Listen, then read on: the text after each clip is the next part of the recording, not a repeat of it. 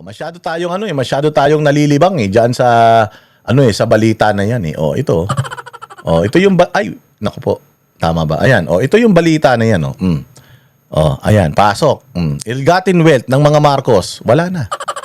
Wala na. Oh, 'yan ang kauna-unahang nila. Ang kauna-unahan, hindi naman talaga si Bongbong Marcos i-rebuild niya. Or ibabalik niya sa dating glory yung kanilang pangalan or lilinisin niya yung kanyang pangalan. Hindi niya planong linisin ang pangalan niya. Ang plano niya linisin ang pera ng taong bayan. Ang plano ni Bongbong Marcos linisin ang lahat ng pondo, nakawin nila. Yun ang plano niya at lalong-lalo na ito.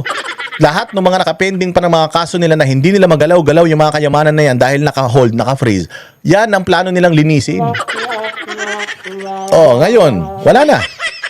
Namatay si Ninoy. Oh, nagpakamatay si Ninoy sa bayan. Ilang mga tao ang nagpunta dyan? EDSA 1, EDSA 2, EDSA 3. Diwa ng EDSA. May diwa pa ba ng EDSA kapag ganito nangyari? Oh, nagbuo pa ng mga komisyon. PICC. Ang tawag ba? Ano ba yun? PACC.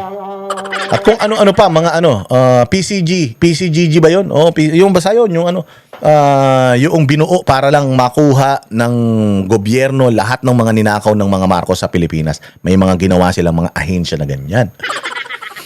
Ano nangyari? Ano nangyari sa mga ipinaglaban noong mga noong mga nakaraang mga tao, mga nakaraang mga political personalities na ngamatay pa sila para lang mapatalsik itong pamilyang ito at mabawi yung pera na yan.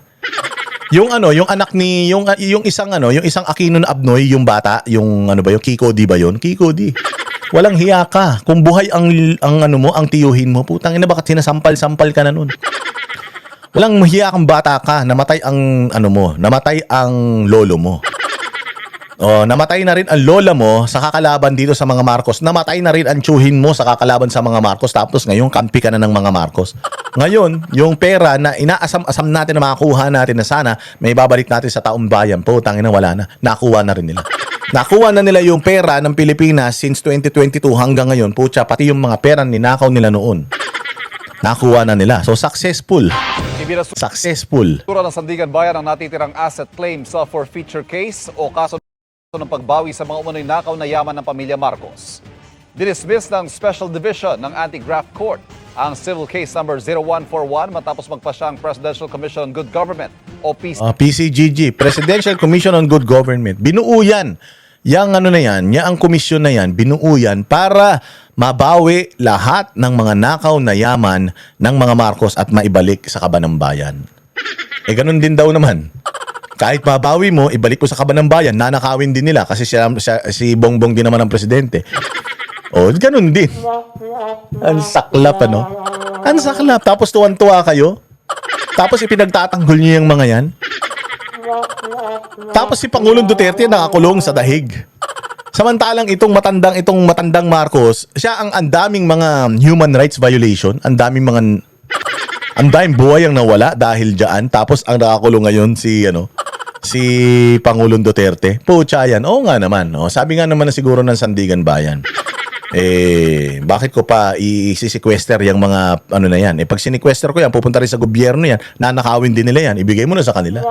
Pahirapan pa natin yung mga sarili natin. Anak ng tinapay naman, PCGG na hindi na ito maghahain ng karagdagang mga ebidensya.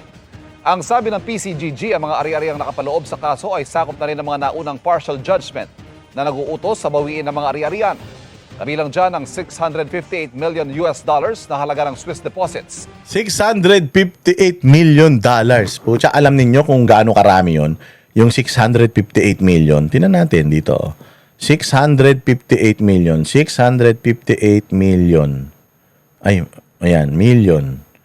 US, puta, 40 billion yun. 40 billion, 515 million. 334. Putang ina niyan. Oh, pucha, yang ganung kalaki yung pera na yan. Hayop, di ba? Oh, tapos kayo tuwan-tuwa kayo. Wala na, nalimas na nila. Mga property, shares at interests, pati paintings at artworks na nagkakahalaga ng $17 million. Na-recover na nila ang karamihan ng mga property sa magkakahiwalay na civil actions. Bahagi rin ng civil case number 0141 ang mga umunoy bank deposit ng mga Marcos sa Luxembourg, Hong Kong, Cayman Islands at Amerika.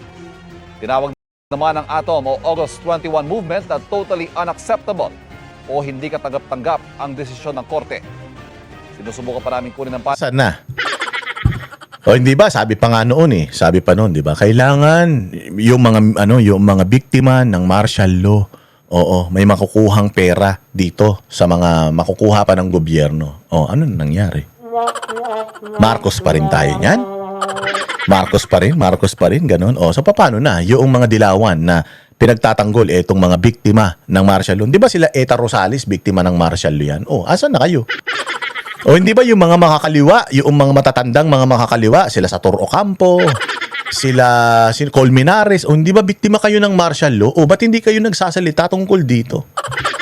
O yan sila Jokno, o bakit hindi kayo nagsasalita tungkol dito? Tangina nakakadiri kayo. Wala kayong mga prinsipyo, putya iniisip nyo lang, ay nanalo naman na tayo, nasa posisyon naman na tayo, okay na yun. Pero dati putyang ina, galit na galit kayo sa mga Marcos. Ngayon, walang nagre-react tungkol dito. Habang nililimas nila yung pera ng taong bayan, putyang ina, nililimas pa nila yung mga pera nila. Na pera din ng taong bayan to, ng mga naka-freeze. Bilyong-bilyong halaga ito. Mga bossing, ha? Ng mga itinagong pera nila sa iba't ibang mga bangko sa ibang bansa.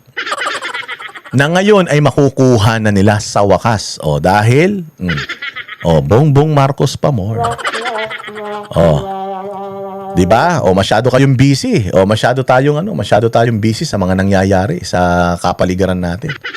O, ano nangyari? Yan ang banateros, walang inuurungan. Pag tama palakpakan, pag mali ay babanatan. Yan ang banateros, walang inuurungan. Pag tama palakpakan, pag mali ay babanatan. Yan ang banateros, boses ng ordinaryong Pilipino. Banateros ay walang makakaawan. Walang inuurungan, banateros ay tinutulungan. Mga ordinaryong Pilipino, bawat mali tinututukan. Handang ituwid mga baliko, kasagutan sa tanong matino. Banateros ay hindi hihinto, sa tungkulin di mabibigo.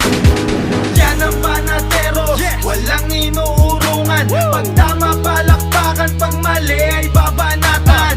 Yan ang banateros, boses ng ordinaryong Pilipino. Banateros ay walang makakaawan.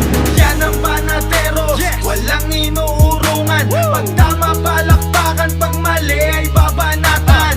Yan ang banateros, boses ng ordinaryong Pilipino. Banateros ay walang makakaawan. Positibo ang usapan, negatibo babanatan. Handang gawin mga tungkulin para sa ikauunlad ng bayan.